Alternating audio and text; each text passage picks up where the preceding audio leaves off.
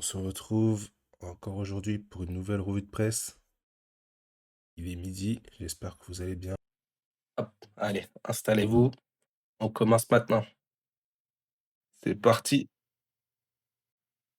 Alors, pour cette revue de presse, on peut le voir en fond de page, la page de cover du Mundo Deportivo, Lewandowski.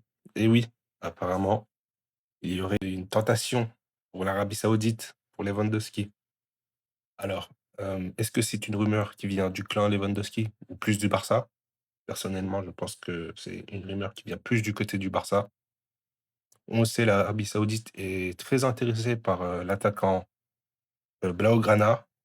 Malgré tout, lui, il l'a déjà dit et répété, il veut terminer son contrat au Barça et ensuite partir. Donc, personnellement, je pense que ça, voilà, c'est juste une rumeur pour faire, les titres du journaux, mais qu'il y a rien de concret et que terminera la saison avec l'équipe. En tout cas, qu'est-ce qu'on peut lire ici? Du coup, Lewandowski, la tentation, saoudi. Plusieurs équipes d'Arabie Saoudite gardent un œil sur le Polonais, pour voir s'il serait prêt à bouger, pour une méga offre. Ouais. Je pense que s'ils prennent Lewandowski, ce serait pour une offre colossale et je pense que c'est une offre que le Barça, serait bien content de d'avoir, hein. Un peu d'argent, pour régler ces histoires de PFP et voilà, je pense qu'on peut le dire, cette rumeur tombe à pic pour le Barça, hein. Clin d'œil, clin d'œil. Le Barça est très satisfait de Robert, qui a un contrat jusqu'en 2026. Mais s'il le demande et qu'il y a un transfert, il ne mettra pas d'obstacle sur le chemin. Voilà, comme on le disait, évidemment, le Barça est très bien avec, Robert Lewandowski qui a fait une très bonne saison l'année dernière. Malgré tout, si une grosse offre arrive, ils ne diront pas non. Et puis, il faut le dire aussi, vendre Lewandowski cette saison nous permettrait de recruter au hasard Isaac qui est, sur les tablettes de Liverpool et donc peut-être pourquoi pas carjacker, Liverpool pour le prendre. Parce qu'on le sait, s'il part à Liverpool cette saison, c'est mort ensuite. Il ne restera plus que la piste Alvarez et c'est une piste très compliquée qui va coûter très, très, très cher. Donc honnêtement, si on peut prendre Isaac dès cette saison, je pense que personne dirait non. On passe à la page suivante. Qu'est-ce qu'on a sur la page suivante? Encore une fois, l'Arabie tente, Lévy. Écoutez, écoutez, pourquoi pas, hein, si s'ils veulent. S'ils mettent, une grosse quicheta, dites-moi vous à partir de combien vous vendriez Lewandowski? Très honnêtement. Personnellement, franchement, à 50, je discute, hein. Évidemment, il vaut pas 50 millions, il vaut beaucoup moins, hein. C'est un joueur quand même qui est assez âgé. Il lui reste qu'un an de contrat, mais c'est l'Arabie Saoudite, on le sait. Ils peuvent allonger, l'argent. Personnellement, à partir de 50 millions, je commence à discuter, sachant qu'un transfert de 50 millions nous permettrait de recruter un gros joueur, avec le PFP qu'on aura acquis. Donc 50 millions, je vends personnellement, je pense. Si on est sûr, ensuite derrière de recruter bien sûr, un Alvarez ou un Isaac, évidemment. Si on n'est pas sûr de recruter un autre joueur, je pense que Lewandowski, je le garde jusqu'à la fin de son contrat, bien sûr. Alors, qu'est-ce qu'ils nous disent? Plusieurs clubs saoudiens sont intéressés par la situation, alors que lui, il lui reste un an de contrat. Voilà, c'est ce qu'on disait. Et qu'il est en pleine forme. Ouais, la saison dernière, il nous a sorti une très belle saison, hein. On était tous surpris, très agréablement surpris de sa saison. Le Barça compte sur le Polonais qui se dit heureux, mais s'il demande à partir et qu'il y a un transfert, il sera compréhensif. Le marché, par rapport au marché de la Ligue, d'Arabie Saoudite. Ouais, on comprend totalement, très honnêtement. Comme je le disais, le Barça compte sur Lewandowski pour l'année prochaine. Il est inclus dans les plans d'Hansi Flick et de l'équipe. Malgré tout, s'il y a une grosse offre qui arrive, le Barça ne dira pas non. Le marché d'Arabie Saoudite ne ferme que le 23 septembre, donc on a encore du temps. On a encore du temps pour le coup, Je pense les Saoudiens ne sont pas pressés à recruter Lewandowski. Donc à voir, même si je pense que Lewandowski, lui, veut rester encore une saison, faire sa dernière saison au Barça, comme quoi. Je pense, il est pas prêt à partir tout de suite. Il a déjà dit non à l'Arabie Saoudite. Je pense qu'il pourrait redire non, ça le dérangerait pas. C'est qu'il est très attaché à Barcelone. Sa femme aussi aime beaucoup Barcelone, donc à voir, à voir. Le club pense qu'à l'occasion de la fermeture du marché, quelqu'un pourrait demander à partir. Un dernier gros coup n'est pas à exclure. Les 3 journées de championnat où le mercato est encore en cours pourraient ouvrir des portes inattendues aujourd'hui. Bah, écoutez, ça, c'est ce que le club pense. Je pense que c'est ce que le club espère. Là, comme par hasard, juste, au-dessus de ce petit paragraphe, on peut voir la photo de Casado et de Alaoro, 2 joueurs que le club serait OK, selon les rumeurs, à faire partir. Personnellement, je pense que, Casado va rester. Très très honnêtement, je pense qu'il ne partira pas. Alaoro, c'est le seul move que je peux voir, jusqu'à la fin de ce mercato, vraiment. Je pense qu'on ne fera plus aucune recrue. De toute façon, on le verra un peu plus tard. Les recrues, ça va être très compliqué. Je pense que le mercato à ce niveau-là est terminé. Mais si, il devait y avoir un départ, je pense que ça serait Alaoro et personne d'autre. Et bien sûr, tous les indésirables comme, Inaki Peña et cetera. Mais on le verra un peu plus tard. Inaki, cette situation est encore un peu compliquée. Touc. Page suivante, l'entraînement des Blaugrana avec Flick, hem, qui apparemment a resserré les vis. Qu'est-ce qu'on lui dit? On lui dit que l'entraîneur allemand a fermé, les séances d'entraînement aux médias et même aux familles des joueurs. Voilà, Flick a restreint, vraiment, la le groupe d'entraînement. Heu, Ça y est, je pense que les vacances sont finies. On entre vraiment dans le vif du sujet là et que maintenant c'est fini, on passe au sérieux et que ouais, la saison commence. Alors qu'est-ce qu'on peut lire? Plus de rigueur, Flick ne veut pas que l'euphorie relâche ses joueurs et leur fasse perdre, de vue l'avenir radieux de l'équipe. Ouais, ils veulent pas que les joueurs se relâchent, c'est vrai que là, ils sont, on va dire, au Japon, on peut dire qu'ils sont un peu en vacances, mais Flick veut bien leur faire comprendre que les vacances, c'est terminé et qu'ils sont là pour travailler. Qu'est-ce qu'on peut lire comme deuxième clé? Confidentialité totale. Même, certains managers qui, ne sont pas forcément concernés avec la session d'entraînement n'y participent pas. Du coup, voilà, Flick veut vraiment réduire au maximum, le groupe de personnes qui sont aux entraînements. Sur la page suivante, on peut voir, Jules Koundé par rapport à sa prolongation.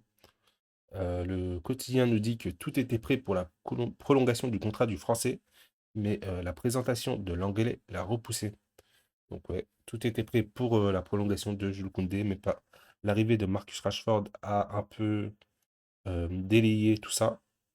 On peut lire que le renouvellement de Koundé est retardé par Rashford. L'agenda de Rashford a repoussé l'annonce du contrat du Français qui prolonge jusqu'en 2030.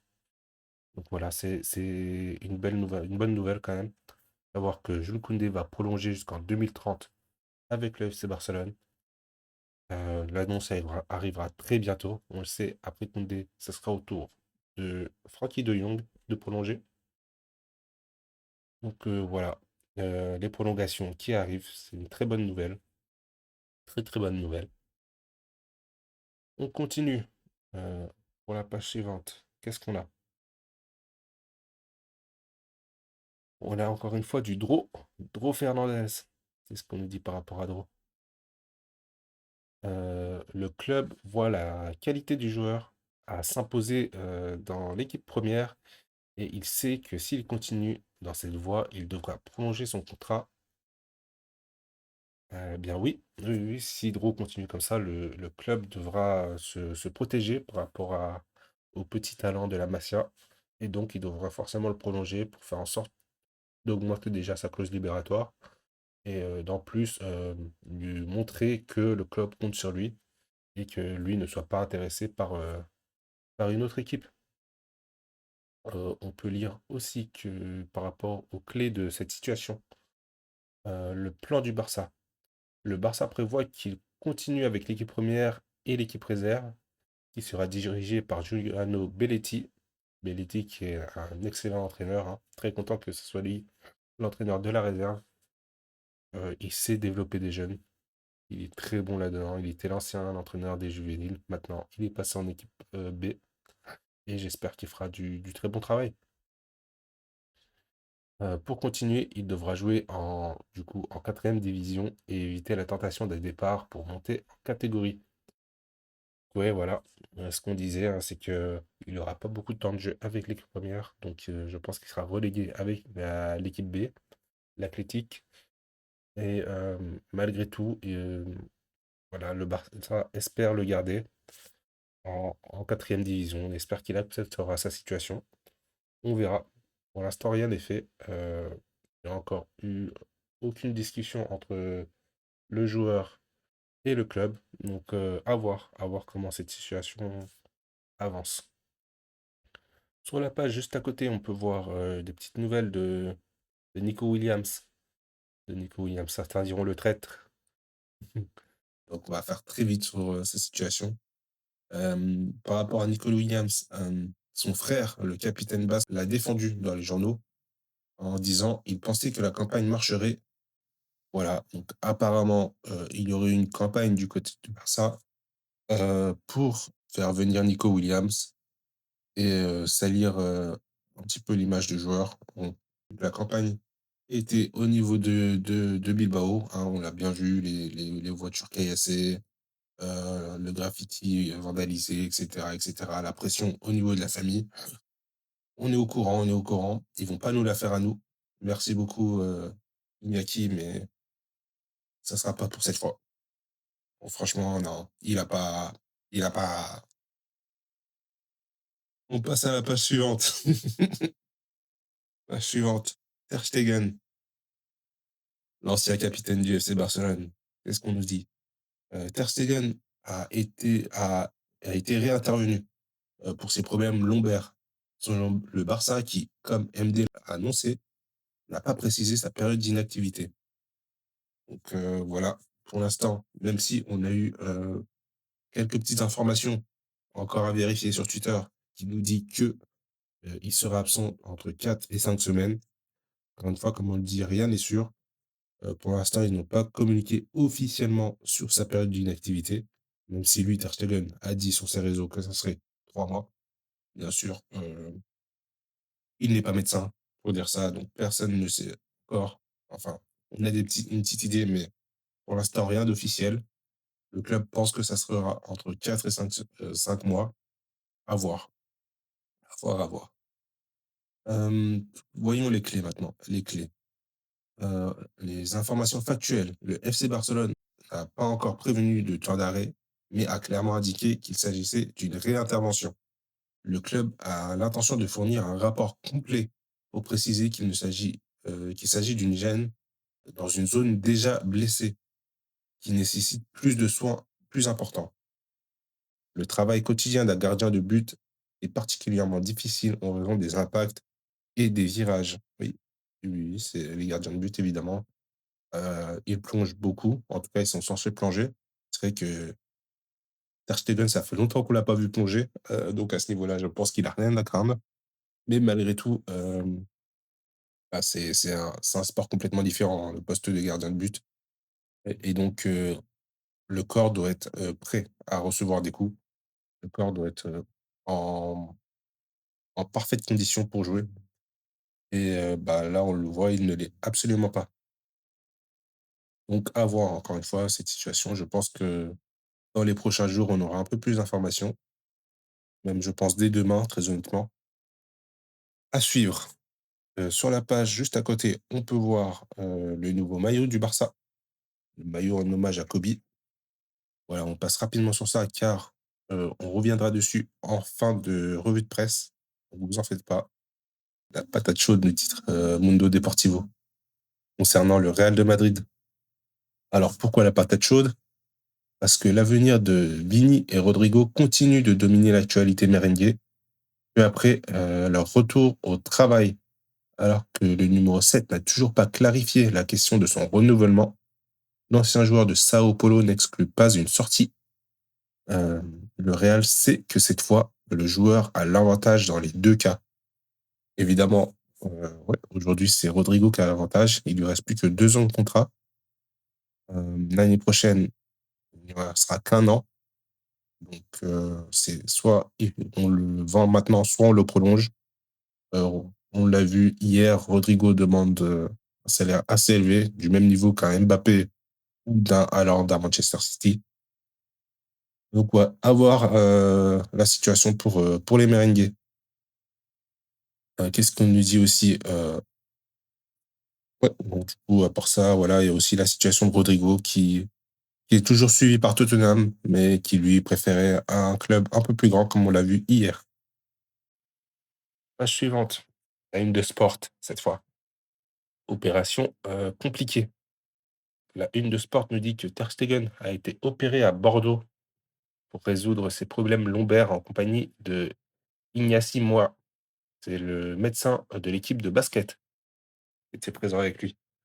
Le Barça n'a pas informé encore une fois du temps de récupération du gardien de but et devra déposer son retrait auprès de la commission médicale de la Liga afin d'enregistrer Johan Garcia. Donc voilà, le Barça pour l'instant n'a pas encore communiqué, sur son temps d'absence et sera bien obligé de le faire car ils devront, déposer, du coup une requête à la commission médicale, de la Liga pour pouvoir enregistrer, Johan Garcia. Voilà. De toute façon, la page suivante qui va nous dire un peu plus sur la situation.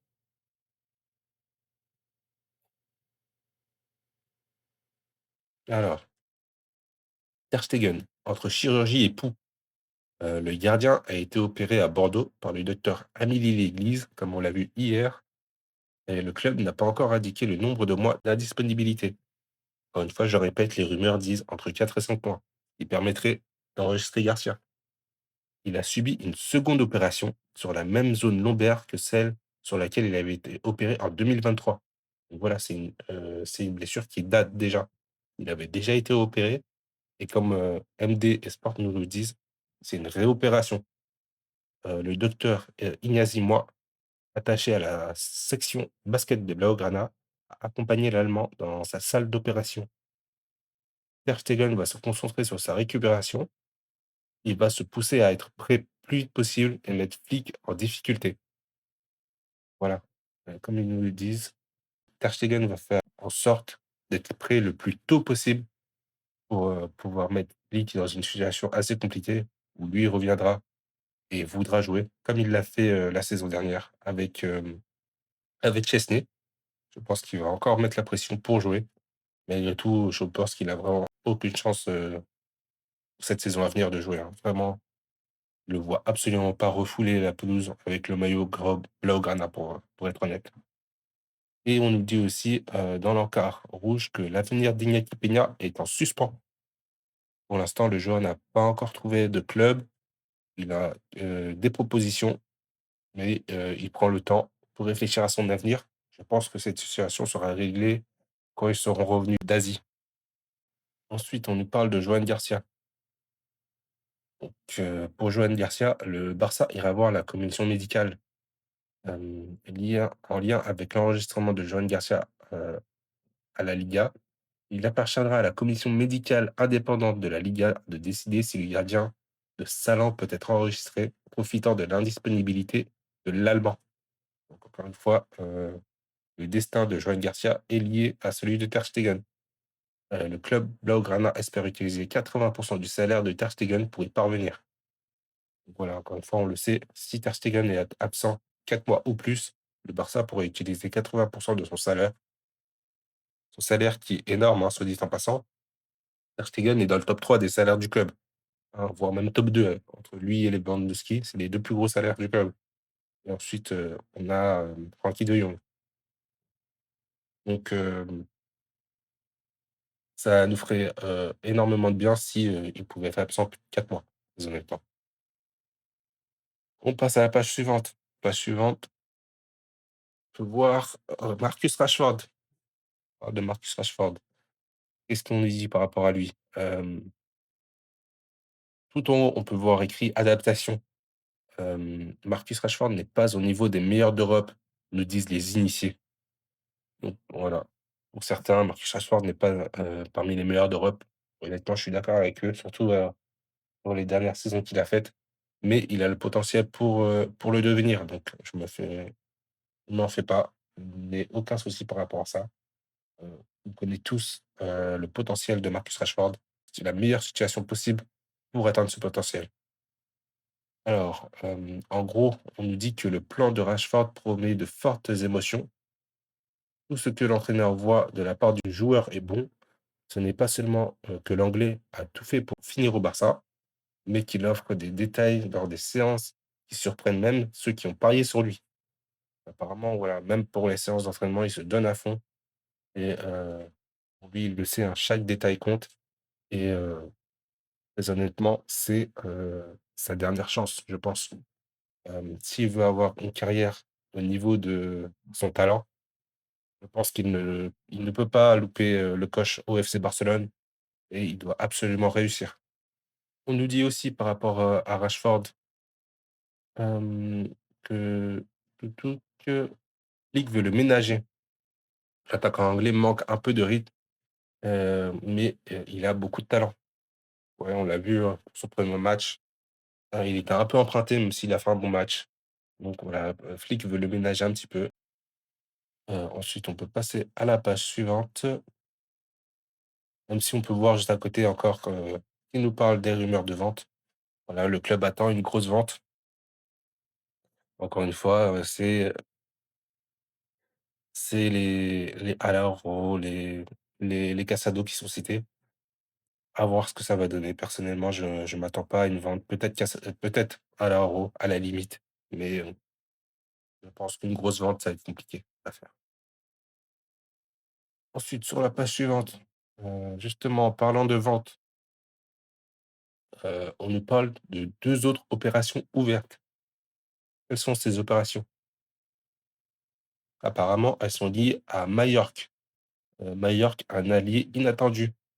Du coup, le club mallorquin a déjà conclu l'achat du milieu de terrain Pablo Torre et compte d'autres joueurs appartenant au Barça sur ses tablettes. Du coup, qui sont ces 2 autres joueurs? On apprend que Haris Sadouriz et l'équipe, sportive de Majorque cherchent à transférer le jeune Jeanne Virgili et une autre, option est ouverte est celle de Victor Fort. Tout est en attente du départ de Pablo Maffeo. Donc apparemment, ouais, comme on l'a vu hier, Majorque est sur, Jeanne Virgili qui lui veut partir. Donc je pense que c'est une opération qui va se faire. Le club, il me semble, en attend, entre 5 et 10 millions. Voilà, ce qui serait une bonne vente, honnêtement, très bonne vente. Mais qu'en plus de celle-ci, il pourrait y avoir Hector Fort aussi qui pourrait faire le chemin avec, Jeanne Virgili. Hector Fort, lui, il a toujours dit il veut rester, mais au vu de sa situation, ce sera vraiment compliqué et je pense qu'une vente n'est vraiment pas à exclure et je pense qu'il partira lui aussi.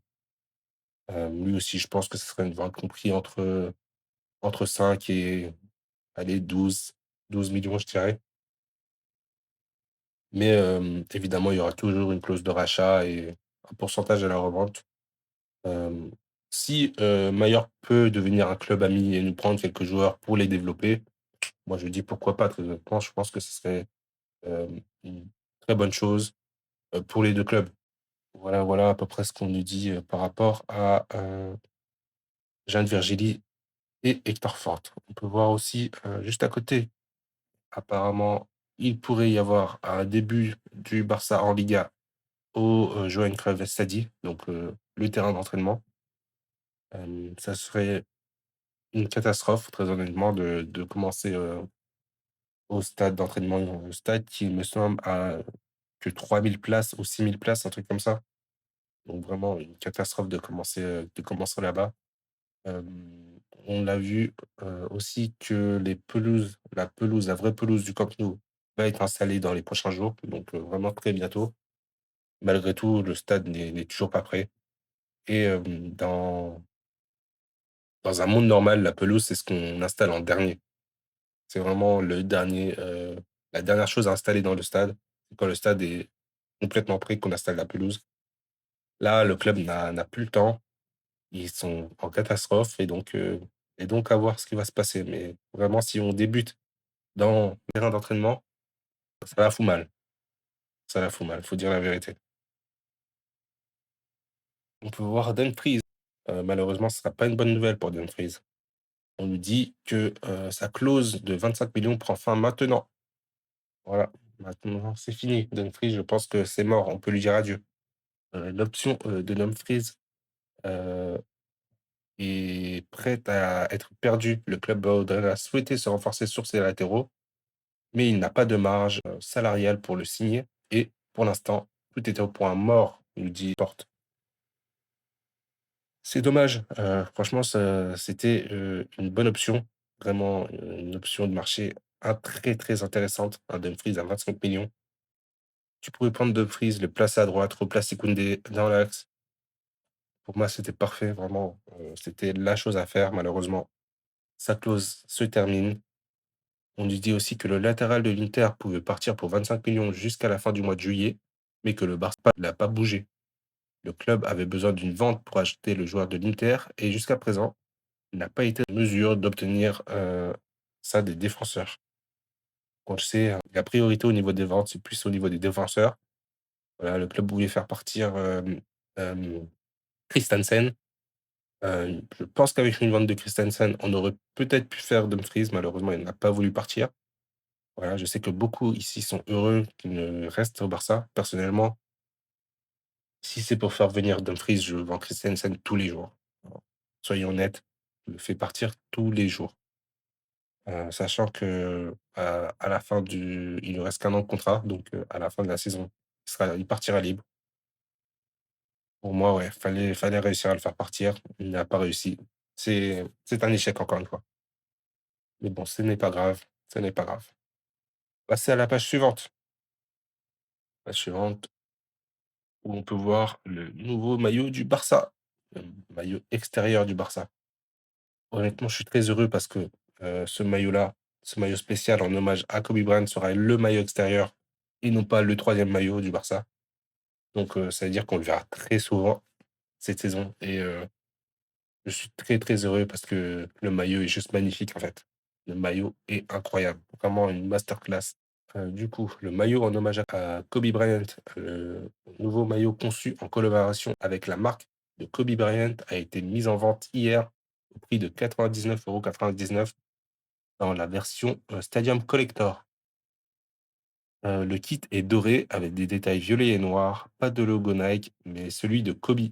Ouais, ce qui rend le maillot encore plus spécial et encore plus stylé. Heu, l'équipe première l'utilisera, pour la première fois demain contre le FC Séoul. Donc on va voir les joueurs très bientôt avec ce maillot. Je suis très content, très heureux. Hem, il y aura un TikTok et un short sur ce maillot pour présenter un petit peu le maillot. Donc allez me suivre sur TikTok, J Barça et sur YouTube, pareil, J Barça aussi. On s'attardera un peu plus sur le nouveau maillot du FC Barcelone. Ensuite, sur la page juste à côté, on peut voir, les jeunes du Barça Athletic, l'équipe B, où on peut lire, Shane a fait ses débuts. Oui, oui, Shane Kluivert, pour ceux qui ne connaissent pas, fils évidemment de Patrick Kluivert, la légende de Lyon et du FC Barcelone.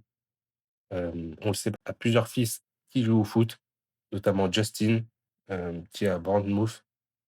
Très, très bon joueur. Honnêtement, personnellement, c'est un joueur qui, pour le Barça, pourrait être très intéressant. Il peut jouer 10, il peut jouer ailier gauche. Il a fait une très, très bonne saison, l'année dernière. Donc voilà, malheureusement, c'est un joueur qui coûte maintenant très cher. Ça sera très compliqué pour le Barça de le déloger de l'Angleterre, mais ça aurait pu être un joueur très intéressant. On sait que lui aussi, son rêve, c'est de jouer au FC Barcelone. Il l'a dit plusieurs fois, répété, notamment lorsqu'il était, Rome, où il a dit qu'il était là que de passage et que pour lui, la finalité, c'était de jouer pour le FC Barcelone. Donc à voir, pourquoi pas. Pour moi, perso, c'est un joueur que je prends tous les jours, mais encore une fois, c'est un joueur qui va coûter cher, ça va être compliqué. et mis à part Justin, il y a aussi un Kluivert qui a signé à Lyon. Donc voilà, un défenseur, lui, pour le coup. Un peu moins connu, un peu moins de talent que ses deux frères, mais à voir, peut-être que ça va être un bon petit joueur. En tout cas, pour l'instant, là, on est sur Shane. Shane qui a été surclassé, et qui a joué pour, le Barça Athletic. On nous dit que l'équipe de Beliti a battu Olot 3-0 en ouverture de la pré-saison grâce à des buts de Shane, du coup, Shane Kluivert, de Adri Guerreiro et de Xavi Espar. L'équipe de Beliti a battu, Olot dans la dernière ligne droite du match, une fois grâce à une réussite de Shane, Adri et Xavi Espar. Alors, pour être très honnête, Adri Guerreiro, je ne le connais pas, mais Xavi Espar, lui aussi, très grand espoir, vraiment très, très, très bon joueur, qui joue, latéral droit si, je ne me trompe pas et faudra faire attention à lui dans les prochaines années. Très honnêtement, je pense que lui, il a très largement le potentiel pour jouer en équipe première. Voilà, voilà pour, tout ce qui est, du football au niveau du FC Barcelone. On va passer à la page suivante et sur, cette page suivante qui est, il me semble, la dernière si je me ne trompe pas, on va parler évidemment de basket. Toujours le point basket dans notre revue de presse. Comme d'habitude, hein, on ne change pas les habitudes. On va parler de foot, mais aussi de basket sur cette chaîne. Donc soyez habitués, je vous le dis encore une fois. Qu'est-ce qu'on peut lire, sur cette double page concernant le basket? En gros, on peut lire le la NBA doit compter sur le Barça. Alors pourquoi la NBA doit compter sur le Barça? Hem, les dirigeants blaugrana s'est entretenu avec, Sport pour, faire le point sur ce qui s'est passé au cours de la saison et qui vient de s'achever en vue de la nouvelle campagne qui approche et qui sera plus exigeante que jamais. Donc, le Barça, qui l'année dernière au niveau du basket n'a pas fait une très, très bonne saison très honnêtement. L'année dernière, qui a gagné qu'un titre, et ce n'était pas un titre majeur. Donc, on espère que la saison prochaine sera beaucoup mieux pour le Barça. On nous dit aussi que, le Palau, donc le stade, du basket, au niveau du basket pour le Barça, est déjà en phase de projet. Pardon. Le stade est en phase de projet depuis 4 ans, hein. Ça fait vraiment 4 5 ans que ce stade doit être rénové. Il est très, très vieux et on doit absolument faire des travaux pour ce stade. Mais on nous dit que grâce à des investissements privés, il sera une réalité en 2028 et ça fait loin 2028, hein. Ça fait très, très loin. Même si nous avons réduit un peu le budget, cela nous permettra de nous battre pour des titres. Les 2 équipes sont dans la même situation, on va dire, même si, l'équipe basket est dans une situation un peu plus critique, malheureusement. Ouais, le stade doit absolument être rénové. On nous dit que ce sera pour 2028. L'aspect commercial est ce qui rend l'arrivée de la NBA plus attrayante. Le commerce est l'une des choses les plus importantes peuvent apporter. Nous avons parlé avec eux, même si nous les attendons toujours, sachant que nous sommes un des membres fondateurs de l'Euroleague et que nous continuons avec elle dans son expansion. La NBA est consciente que le Barça est l'un des clubs les plus importants du monde et ils savent que pour, avoir une compétition en Europe, ils doivent compter sur nous. Ouais, oui, oui, je suis bien d'accord. Le Barça est un club historique, hein, au niveau du basket en Europe, comme le Panathinaikos, comme, le Real, comme, beaucoup d'équipes et si la NBA, on le sait, qui a un projet d'expansion en Europe, veut avoir, une vraie ligue, ils devront essayer d'aller chercher tous les clubs historiques et les meilleurs clubs d'Europe et le Barça en fait partie. Nous avons eu des contacts et nous sommes intéressés à l'amélioration de la compétition, en la rendant plus attrayante et économiquement durable. Donc apparemment, le Barça a déjà eu des contacts avec la NBA. Ça, c'est vraiment une information très importante. C'est une exclue qu'on n'avait pas encore. Je sais que la NBA a quelques contacts avec quelques équipes vraiment très limitées, notamment Paris, hem, mais on n'a pas eu plus d'informations par rapport à ça. C'est un projet qui est encore qu'à ses débuts, qu'à ses prémices. C'est encore qu'une rumeur plus ou moins. même si on le sait, la NBA en a déjà parlé, ils veulent le faire. Pour l'instant, il n'y a absolument rien de concret, mais là, on voit que le Barça a déjà discuté avec eux. Donc pourquoi pas? Honnêtement, c'est quelque chose, si ça se fait, ça serait vraiment incroyable pour le FC Barcelone, que ce soit économiquement, mais aussi au niveau de l'image et du marketing. Ce serait vraiment quelque chose de fou. N'hésitez pas, vous, à me dire ce que vous en pensez en commentaire. Voilà, voilà, c'est tout pour cette revue de presse qui était assez courte, mais honnêtement, il n'y a pas eu de beaucoup d'informations, hein, comme hier. C'est tout pour moi. J'espère que vous avez passé un bon moment en ma compagnie et du coup, je vous dis à demain pour une nouvelle revue de presse. Passez une très bonne fin de journée, très bonne fin de matinée et je vous dis peace.